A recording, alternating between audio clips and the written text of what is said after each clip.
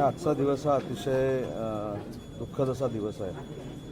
कारण पद्मश्री डी.वाय. दादांचे आणि माझे संबंध देखील राजकारणाच्या पलीकडचे होते, अतिशय कौटुंबिक होते.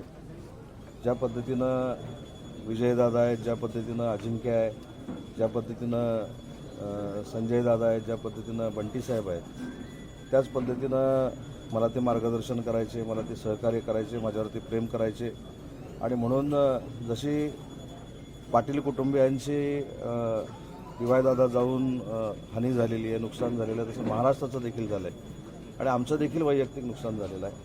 कारण त्यांच्या अनेक भेटी माझ्या स्मरणात आहेत. मी एक 20-25 दिवसापूर्वी देखील कोल्हापूर दौऱ्यावर असताना डी.वाय. दादांना भेटून गेलो होतो, त्यांच्याशी बोलून गेलो होतो. आणि शेवटी ज्या पद्धतीने त्यांनी समाजकारण केलं, शिक्षणामध्ये काम केलं, असं एक फार मोठं व्यक्तिमत्व आज महाराष्ट्राच्या राजकारणातनं, समाजकारणातनं आणि शिक्षण क्षेत्रातनं निघून गेलं आहे. त्याचं फार मोठं दुःख आम्हाला सगळ्यांना.